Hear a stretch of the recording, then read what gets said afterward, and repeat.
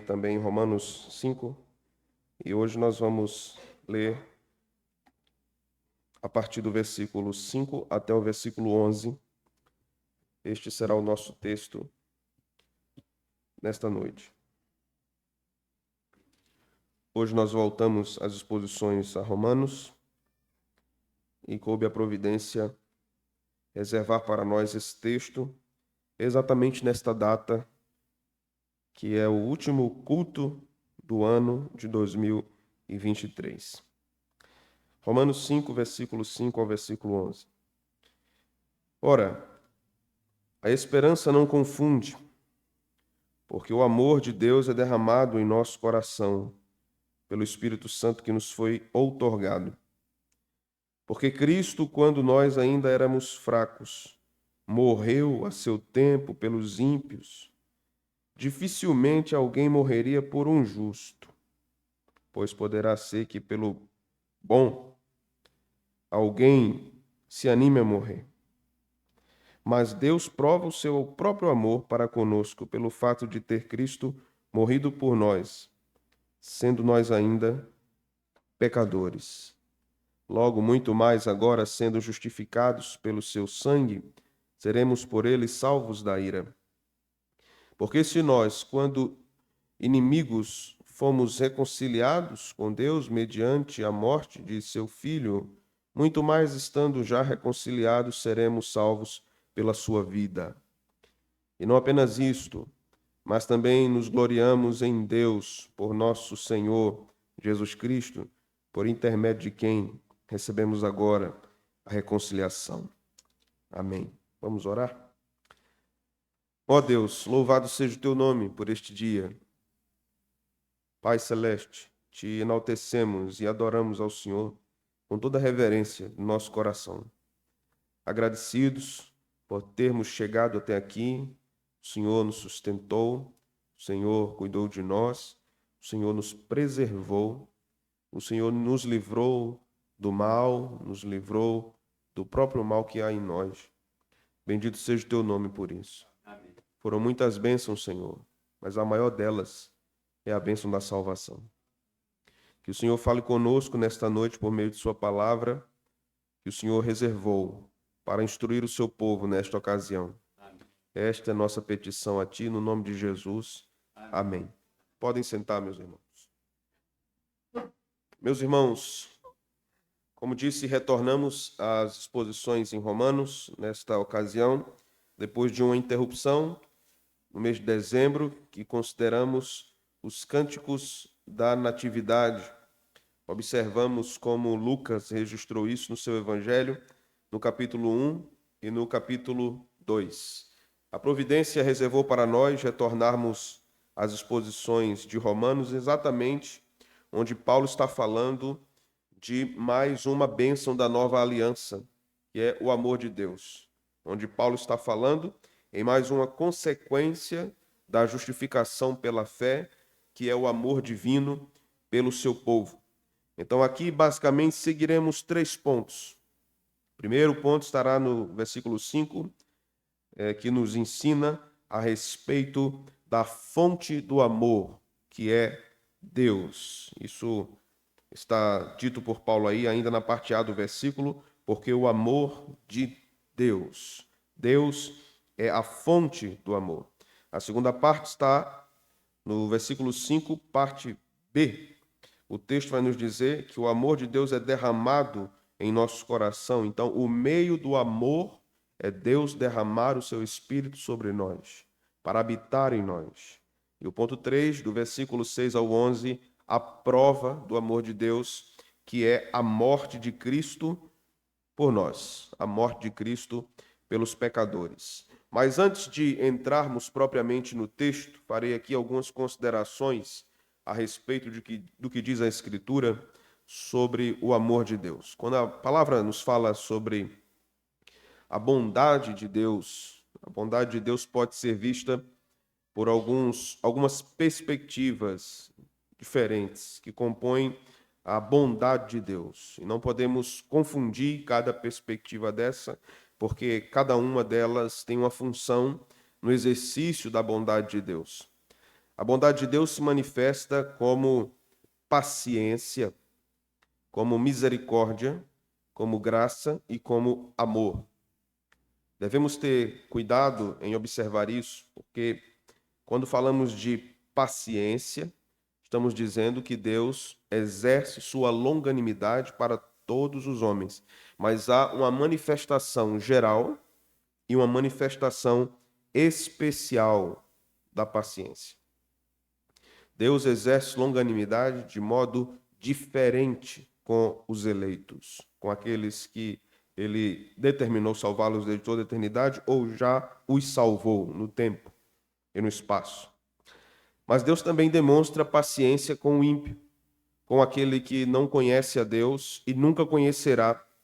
Deus também exerce longanimidade para com estes, mesmo aqueles que são inimigos de Deus e se levantam contra Deus e blasfemam contra Deus. Um exemplo disso são as advertências constantes de Deus através de Moisés com a impiedade dos cananeus, e mesmo antes de Moisés. A Escritura vai nos dizer que Deus advertiu e suportou a impiedade dos cananeus durante 400 anos. 400 anos. Deus foi muito paciente. Então, quando nós lemos Deuteronômio, que Deus ordena que o povo entre na terra prometida e conquiste e vença por meio da espada também da luta, muitas vezes nós podemos ser confundidos por um entendimento errôneo, achando que Deus foi muito severo quando Deus matou os cananeus. Achando que Deus foi impaciente ou intolerante com eles, quando na verdade não foi. Deus os suportou durante 400 anos. Eles se levantaram contra Deus durante 4 séculos. Então Deus eximiu, ou Deus exerceu, melhor dizendo, para aqueles cananeus muita paciência ou muita longanimidade. A bondade de Deus também se manifesta com misericórdia. E é uma manifestação também especial e geral de misericórdia. Muitas vezes nós podemos confundir a misericórdia com o amor de Deus. Então, por isso, muitos evangélicos vão dizer que Deus ama absolutamente todos os homens indistintamente, e nós vamos observar, de acordo com o texto de Paulo, que Deus ama. E quando ele ama, ele direciona esse amor a um objeto do seu desejo. Deus nunca ama algo sem querer aquilo, como você nunca ama algo sem querer aquilo. E tudo que Deus quer, Deus tem. Tudo que Deus quer, Deus tem. Então, por isso que o amor de Deus está intimamente, diretamente ligado à sua obra eletiva, à sua obra predestinadora, à sua obra salvadora para com pecadores. Mas é muito comum que no nosso meio se confunda misericórdia com amor. Na manifestação da misericórdia há muita bondade de Deus, e Deus pode manifestar misericórdia a homens também que são inimigos seus, como demonstra muita misericórdia ao seu povo. Nós observamos isso várias vezes nas páginas das Sagradas Escrituras. Deus dispensou misericórdia sobre o povo de Israel no Egito. Aqueles dentre eles que eram verdadeiramente piedosos experimentaram do favor do Senhor, experimentaram da provisão do Senhor no deserto. Mas aqueles dentre o povo que não eram eleitos, que eram ímpios, mas estavam no meio do arraial do povo, que eram israelitas e descendentes diretos de Abraão, segundo a carne, mas não pertenciam a Deus segundo a promessa, segundo a eleição, eles blasfemaram contra Deus, eles desejaram voltar ao Egito, eles desejaram a idolatria. Mas mesmo assim, eles foram alvos da misericórdia de Deus durante toda a sua peregrinação. Muitos deles pereceram, caíram, Deus abateu muitos deles no deserto, mas podemos dizer com certeza que Deus dispensou sobre eles misericórdia. Então, paciência e misericórdia podem ser dispensadas sobre pessoas que são prontamente inimigas de Deus, declaradamente inimigas de Deus. Diga-se de passagem, aqueles que dedicam a sua vida a tentar provar, por exemplo, que Deus não existe, e eles ainda estão vivos, escrevendo, falando, publicando, fazendo muitas coisas que confrontam o que a palavra diz sobre Deus. Deus está exercendo sobre eles paciência e misericórdia. Mas quando a Bíblia nos fala a respeito do amor de Deus, isso está relacionado sempre à graça de Deus.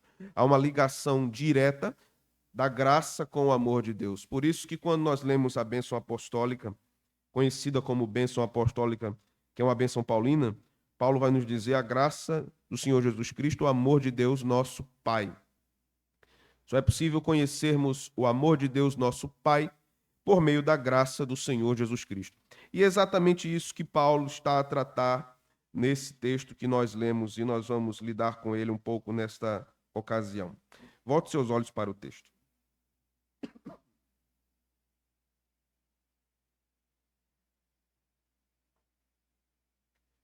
Primeiro nós vamos observar no versículo 5, Paulo falando sobre Deus como a fonte do amor, conforme João disse também na sua epístola, que Deus é amor. O amor faz parte da essência de Deus. O amor está em Deus. O amor não é Deus, mas Deus é amor. Não podemos confundir isso, porque muitas pessoas vão dizer que pelo fato de Deus ser amor, ele é permissível, por exemplo, com qualquer espécie de amor manifestado pelo coração humano. Isso é uma confusão do que a Escritura está dizendo. A Escritura não diz que o amor é Deus, mas ela diz que Deus é amor, ou Deus é a fonte do amor. Perdão, irmãos. Jonathan Edwards, pregador importantíssimo, já na última fase do puritanismo, um grande pensador, pastor de igreja, dizia que em Deus há tanto amor, e o seu amor é tão grande e imensurável, que esse amor no coração de Deus transborda e alcança criaturas. O amor não é contido dentro do próprio Deus, mas ele sai do próprio Deus e, como um rio caudaloso, alcança as criaturas. O amor de Deus transborda dele mesmo e ele é manifestado àqueles a quem ele quer salvar. Então, Deus é a fonte do amor. Se Deus não fosse a fonte do amor, não seria possível haver amor. Isso é crucial, irmãos, para o entendimento bíblico do amor divino, porque ele está estreitamente ligado à ação de Deus amar através do perdão. Como alguém pode perdoar sem amar? O perdão hoje é visto de forma muito distorcida. O perdão, dentre tantos usos que nós poderíamos listar hoje aqui. Mas um deles, por exemplo, é o uso do perdão como um meio de domínio, como um meio de vingança. Você já viu isso? A pessoa resolve perdoar para mostrar que é superior ao seu ofensor. Já viu isso? Eu perdoo, porque eu não sou igual a você. Eu perdoo, porque eu não vou ser vencido pelo que você fez a mim. Eu quero lá na frente poder olhar para trás e dizer assim, mas eu perdoei você naquela ocasião. Esse é um uso do perdão que se utiliza de uma espécie de domínio emocional, psicológico do outro. Isso não é perdão. Um outro uso do perdão é aquele uso terapêutico. Perdoe para que você seja liberto. Você também conhece isso. Você precisa perdoar para que você se desprenda dessas correntes. Então você fique bem. Então você perdoa porque isso é importante para você. Você vai ficar bem quando você perdoa. Também é um uso equivocado do perdão à luz do que Jesus diz nos evangelhos. Porque quando Jesus fala de perdão, Jesus está falando de amor. E quando Jesus fala de amor, Jesus está falando com base no amor do Pai. E todas as vezes que a Bíblia fala do amor do Pai, fala do perdão, fala da graça e fala de aproximação. Isso é desafiador para nós. Isso nos fere, irmãos. Isso fere o nosso ego. Fere o nosso status quo. Isso fere as nossas ideias. Isso fere a forma que nós queremos nos projetar para os outros, para a humanidade. Quando nós entendemos verdadeiramente o que a Bíblia diz a respeito do amor divino, a compreensão disso, a compreensão que nós teremos diante dessa verdade, a primeira dessas compreensões é que o amor de Deus não se baseia no modelo das paixões humanas. A forma que Deus ama não está baseada na forma das paixões humanas. O coração de Deus é radicalmente diferente do coração humano. O amor humano tem interesses dúbios. O amor de Deus não. O amor do homem pode realmente se manifestar, mas misturado com interesses que não são nobres, que não são justos, que não são santos, que não são retos. O amor humano é dúbio, o amor de Deus é puro. O amor humano mistura coisas boas e ruins. O amor de Deus não. O amor de Deus tem, de fato, um interesse, assim como o amor humano tem interesses. Nós amamos por interesse. Quando a pessoa diz, eu gosto de fulano de tal porque ele é uma pessoa tão amorosa, ou ela é tão amorosa, porque é um amor sem interesse. Não existe amor sem interesse. Todo amor tem um interesse. Nem que seja a aproximação, a comunhão, a vontade de estar perto, a vontade de se alegrar junto, a vontade de ajudar. Todo amor tem algum interesse. E o amor de Deus também tem um interesse. Por isso que o amor de Deus precisa estar relacionado diretamente à sua obra graciosa. O amor de Deus manifesta o bem, como Lucas disse, aos homens a quem ele quer bem, no Cântico da Natividade. Se o amor de Deus tem um interesse, ele manifesta esse interesse àqueles que são objetos do seu amor. Deus direciona seu amor a pecadores como nós, por livre vontade divina. E essa livre vontade divina do amor de Deus manifesta a nós, nos alcança, liberta a nossa vontade aprisionada para agora amar a Deus livremente. Isso é maravilhoso. Nossa vontade antes aprisionada, recebendo o amor de Deus que se manifesta livremente, agora nossa vontade é livre para amar a Deus de todo o coração, de toda a força, com tudo que nós temos. Paulo vai nos dizer algo interessante em Romanos 11:35, que nos ensina alguma coisa a respeito do amor de Deus também. Ele vai construir um discurso até o final de Romanos, mas nesta parte do capítulo 11, do verso 33 ao 36, Paulo exulta em adoração a Deus. É uma doxologia. Ele vai dizer: quem primeiro deu alguma coisa a Deus para que seja recompensado, para que seja restituído? O que foi que você deu a Deus para que Ele ame você? O que você poderia oferecer a Deus para que Deus fosse favorável a você?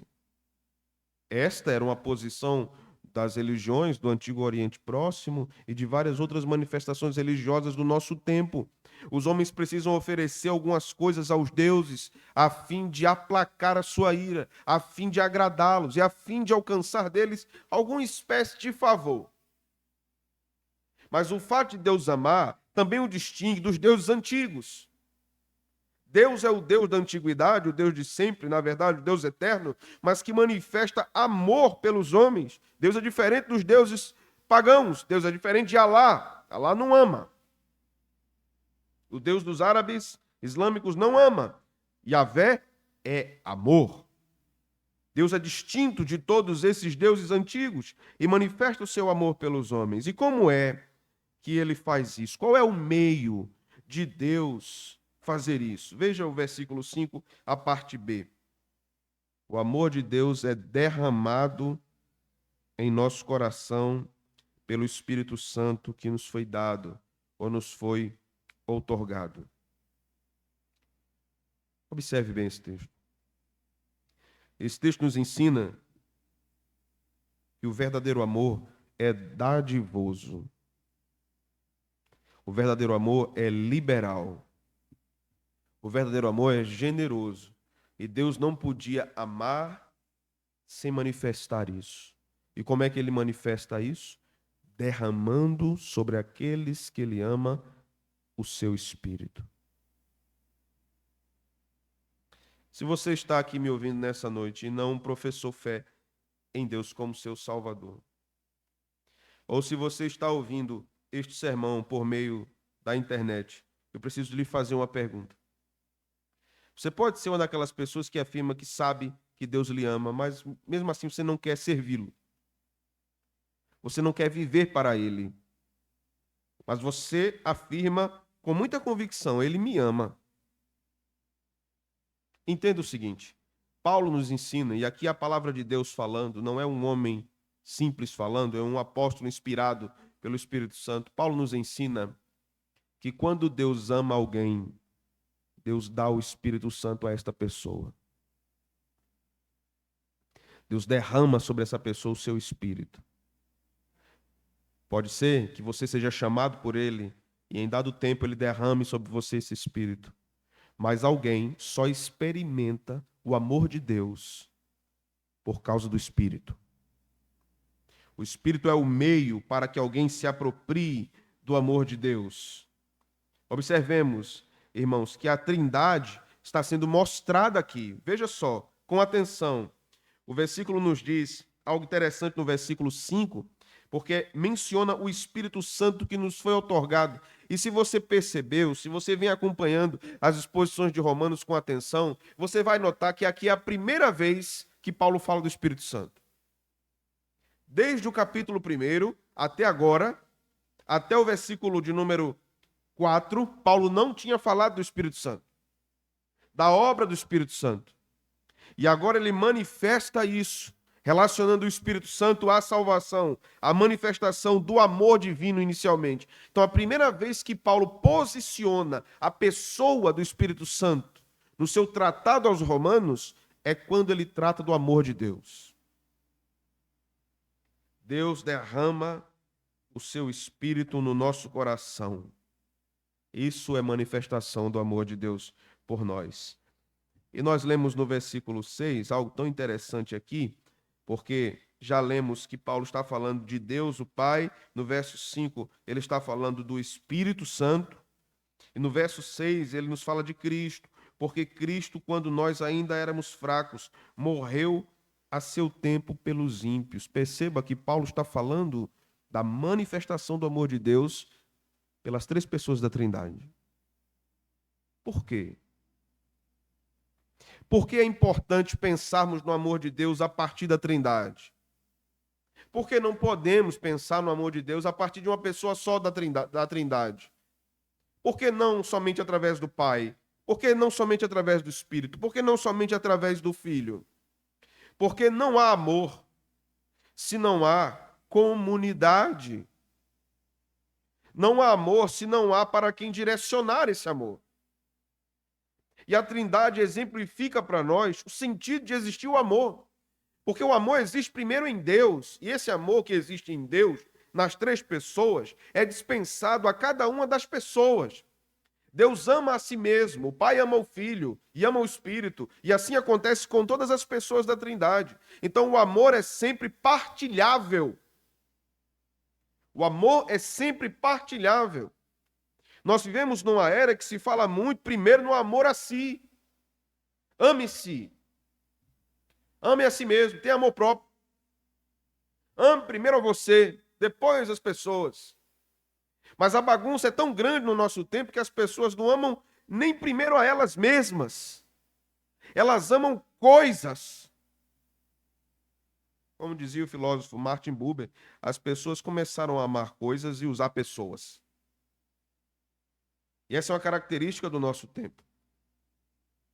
Os nossos compatriotas não amam nem a si mesmos. Eles amam o que eles têm. Eles amam quem eles são, o status que eles têm. Quanto isso, a palavra de Deus nos ensina que o amor é partilhável, é comunitário.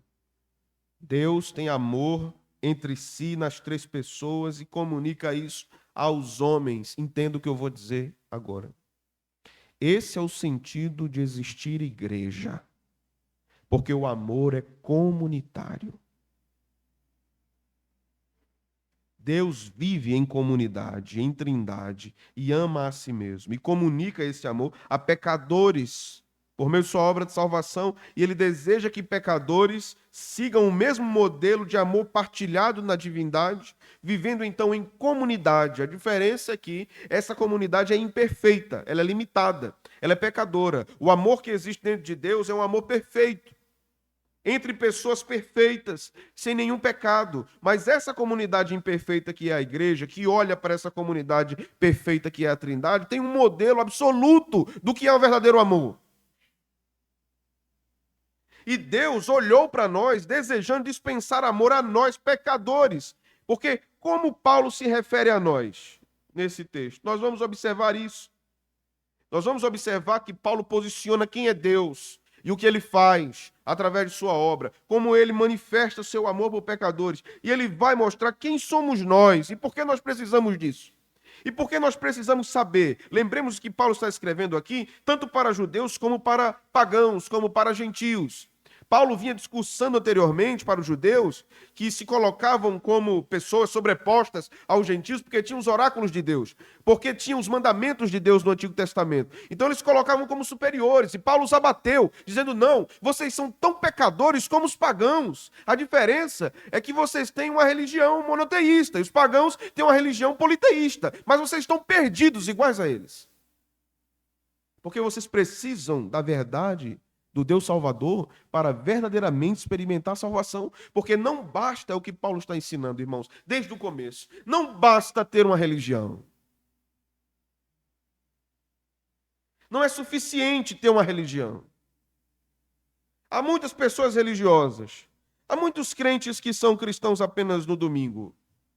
Há muitos crentes que são cristãos apenas em alguns procedimentos morais e acham que ser alguém moralmente reto é verdadeiramente ser um cristão. Será? Será que ter uma ética, ou até mesmo seguir uma ética bíblica? Não cobiçando, não adulterando, não mentindo, honrando as autoridades. Será que isso é suficiente para ser um cristão? Nos lembremos daquele homem que foi ter com Jesus e Jesus disse: você guarda os mandamentos? E Jesus cita a segunda tábua e ele diz: eu guardo todos esses. Então Jesus diz: venda tudo que você tem, então, e me siga. O que era que Jesus estava fazendo? Estava remetendo aquele homem à primeira tábua, dizendo: se você, então, verdadeiramente não é um idólatra,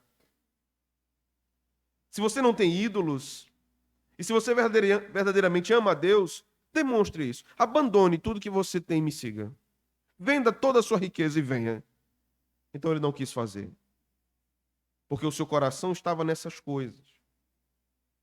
Aprendamos, meus irmãos, que quando se trata do amor de Deus para a salvação, nunca é o homem que vai em busca desse amor. Nunca é o homem que vai em busca do amor divino. É sempre Deus que vai ao homem pecador. Deus se dá ao pecador. Deus se entrega ao pecador.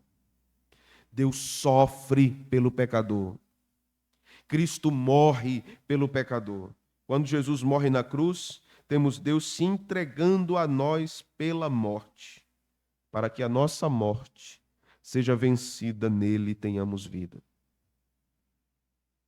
Paulo, em outro lugar, vai nos dizer que ele nos deu vida quando estávamos mortos em nossos delitos e pecados. Deus se entrega à penalidade necessária. Deus resolve sofrer a pena que ele mesmo determinou aos pecadores, por amor aos pecadores, indignos. Porque que dignidade tem o homem pecador para que Deus se ponha no lugar dele e morra a seu favor? Esse é o sentido da manifestação do amor de Deus.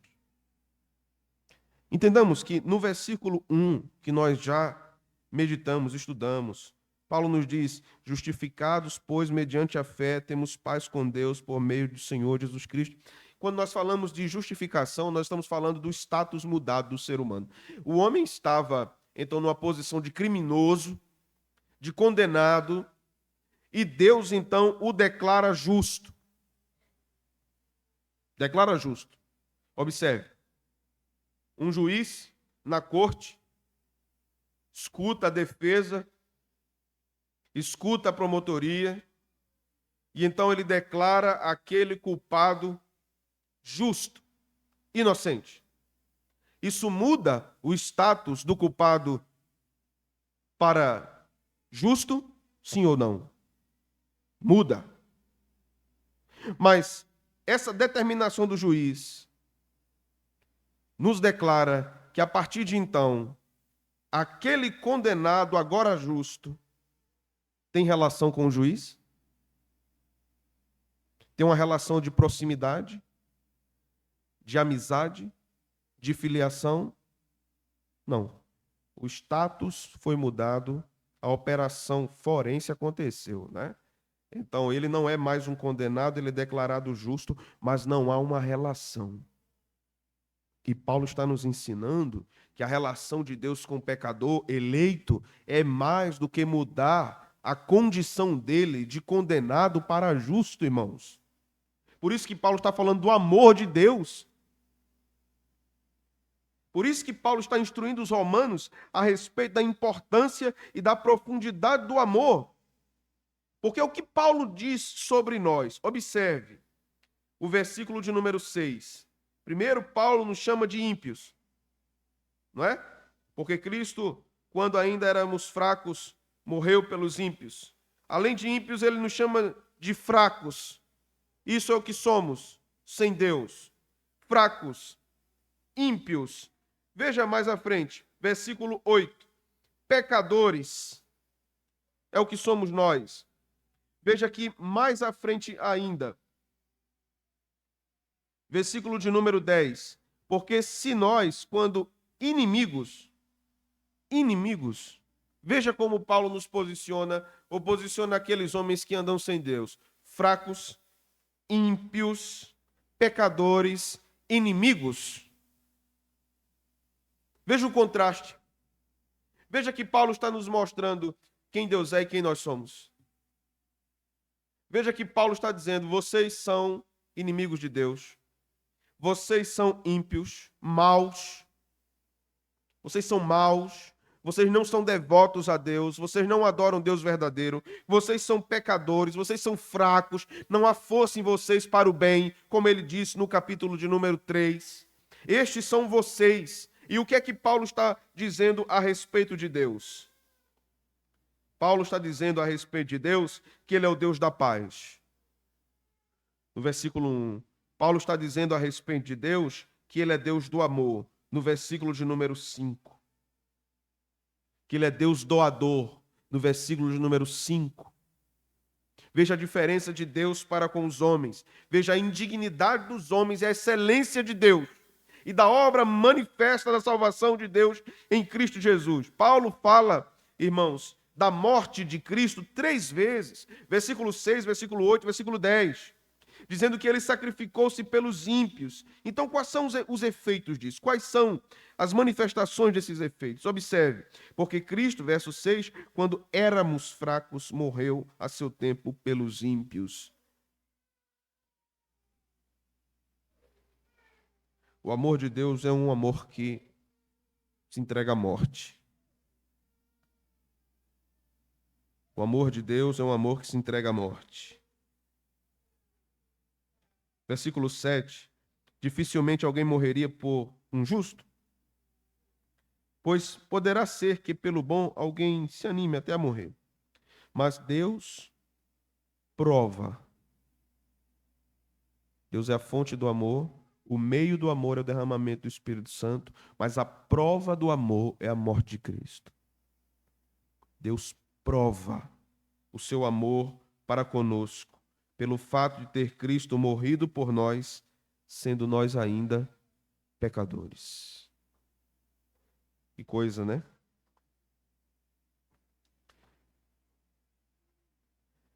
Observe, irmãos, algo tão maravilhoso aqui que Paulo vai nos ensinar. Versículo 9 e versículo 11, veja. Logo, muito mais agora, sendo justificados pelo seu sangue, seremos por ele salvos da ira. Primeiro, nós estamos vendo Paulo falando que nós temos o amor de Deus, nós somos alvo desse amor de Deus. Nós vamos ver Paulo falando no verso 1 que temos paz com Deus, porque Cristo aplaca essa ira divina contra os pecadores, porque Cristo recebe essa ira divina. Paulo nos diz que agora nós temos esperança. Antes nós não tínhamos esperança. Então, depois, agora no verso 9, ele vai dizer que somos justificados por este sangue. Então, antes, Paulo estava falando de efeitos presentes da justificação. Mas a partir do momento que ele fala de esperança, justificação, que seremos salvos da ira, ele está relacionando a obra de Deus na minha vida hoje, também a obra de Deus na minha vida no futuro. Porque Deus não me salva apenas para hoje, Deus me salva para o futuro. Eu tenho esperança, eu tenho vida eterna, alegria eterna, e eu sou poupado da ira vindoura. O amor de Deus me preserva da ira justa de Deus no futuro.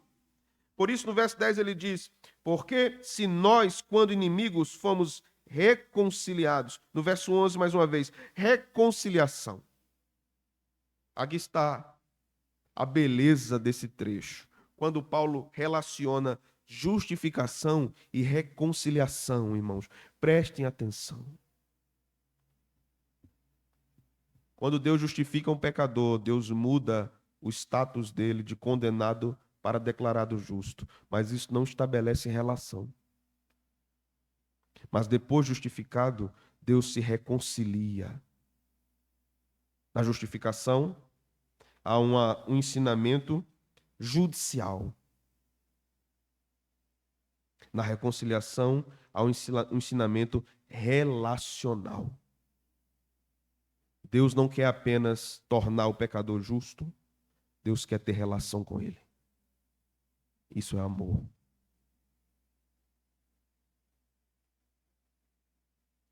Por que você pergunta se Deus lhe ama?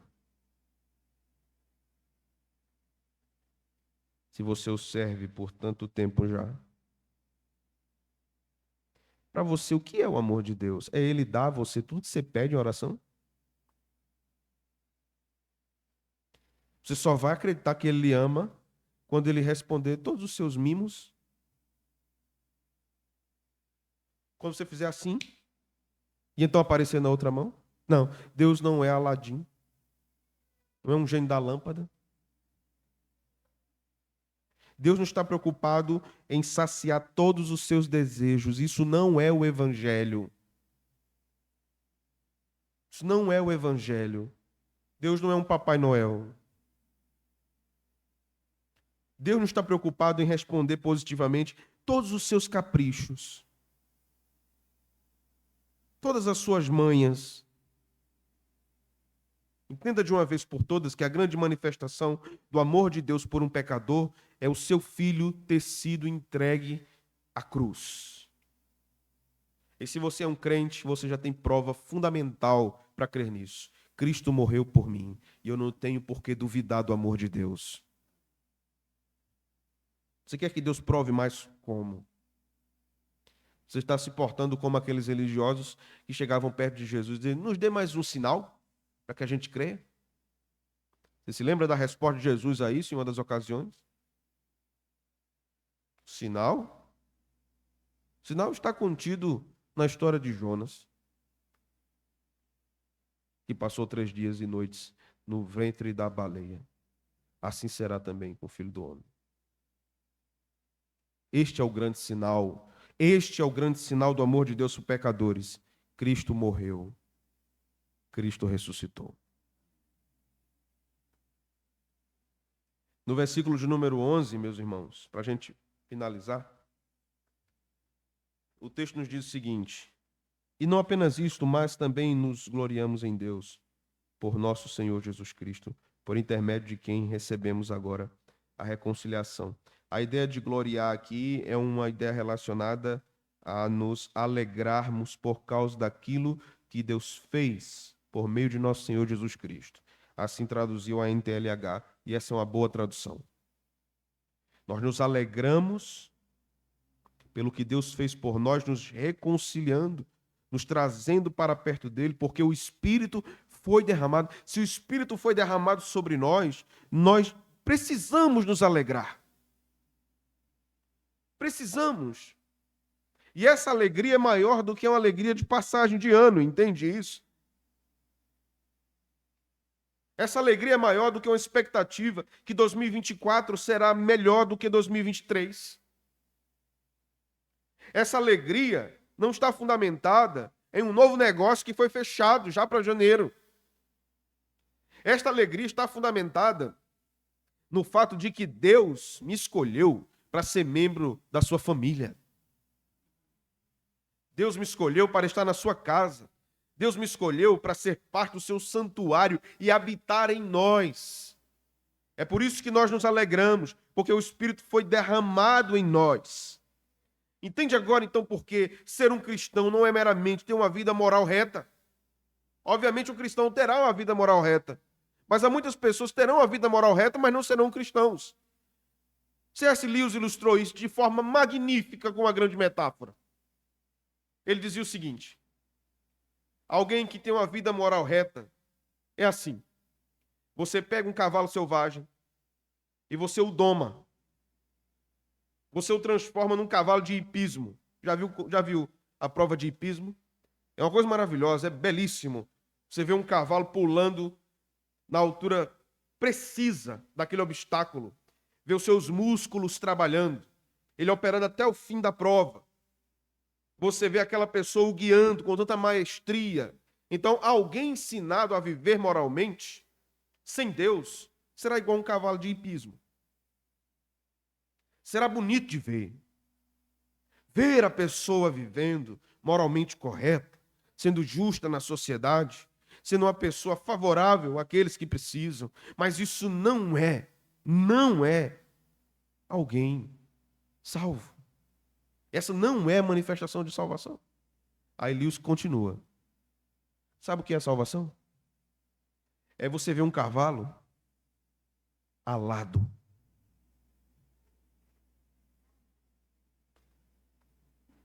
Quando você vê, preste atenção, isso ele fala é uma coisa magnífica. Quando você vê aquele cavalo com as suas asas crescendo, claro que isso é uma metáfora, né? Não existe o Pégaso, né?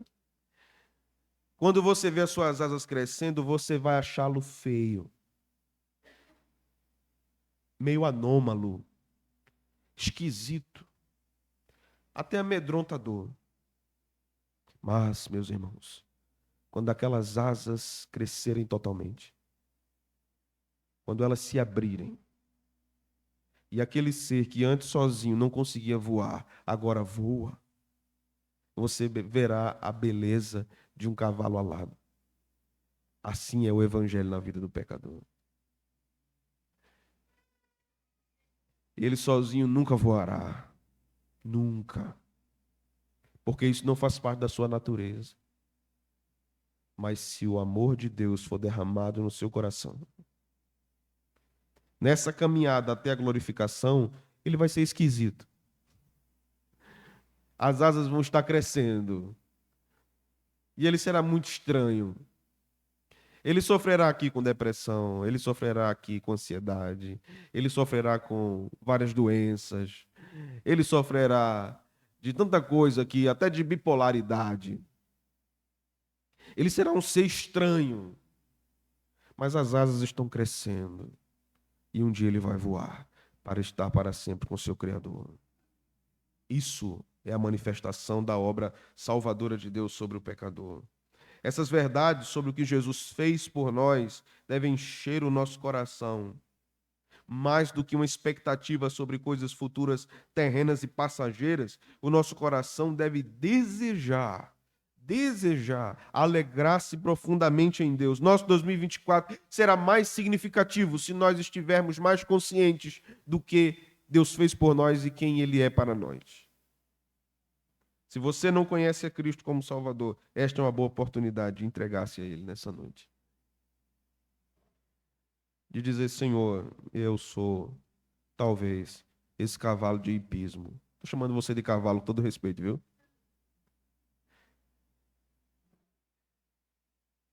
Eu até me esforço para viver, Senhor, dignamente, mas sozinho não posso voar. Transforma-me. Derrama sobre mim o teu amor. Transforma meu coração. Faz algo na minha vida, Senhor. Tu morreste pelos pecadores e que eu seja um desses por quem tu morreste. Permita que eu seja um desse.